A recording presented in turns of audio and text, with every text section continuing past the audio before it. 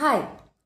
তো আজকে যেই কনসেপ্টটা নিয়ে আমরা আলোচনা করব সেটা হচ্ছে ফটোসিনথেসিস, সালোক সংশ্লেষের উপর বেস করে একটা কনসেপ্ট। যেটা হচ্ছে আম, আমরা জানি যে সালোক সংশ্লেষে দু রকমের সাইকেলে আমার এটিপি এনএডিপিএইচ তৈরি হয়, যেটা পরবর্তীতে আমার ডার্ক রিয়াকশন বা কেলভিন সাইকেলে কাজে লাগছে। এবার আমি বলি যে PS1 আর PS2 হচ্ছে অচক্রাকারে লাগে, আর PS1টা হচ্ছে চক্রাকারে লাগে। এবার আমি এইটুকু সবার কনফিউশন নেই এইটুকুর মধ্যে।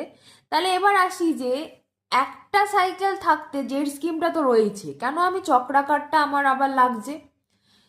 দেখো, প্রথমত আমার এটিপি আর এনএডিপিএইচ এর রেশিও হচ্ছে 3:2 অনুপাতে আমাদের ডার্ক রিয়াকশনে লাগে। মানে যদি 3টে এটিপি লাগে তাহলে আমার 2টো এনএডিপিএইচ আমার একটা ডার্ক রিয়াকশন চালাতে আমার লাগবে।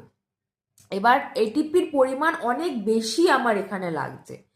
এবার এমন একটা সাইকেল আমার দরকার যেখানে কি আমার এনএডিপিএইচ ছাড়াই আমি এটিপি তৈরি করতে পারবো, কারণ আমার এনএডিপিএইচ লাগবে না। আর প্লান্টের খুব সাদামাটা একটা রুল আছে যে আমার যেটা লাগবে না আমি সেটা তৈরি করব না, বেকার এনার্জি ওয়েস্ট আমি করব না।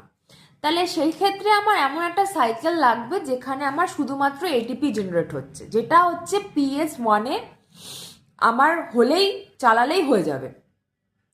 তাহলে আমি সেক্ষেত্রে চক্রাকার ফটোফসফোরাইলেশন বা সাইক্লিক ফটোফসফোরাইলেশন করব, করে এটিপি তৈরি করব, করে আমার এটিপির ঘাটতিটা মেটাবো।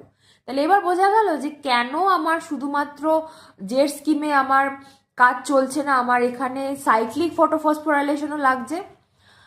আশা করি তোমরা বুঝতে পেরেছো। ভালো লাগলে আমার চ্যানেলটিকে সাবস্ক্রাইব করে দিও। টাটা।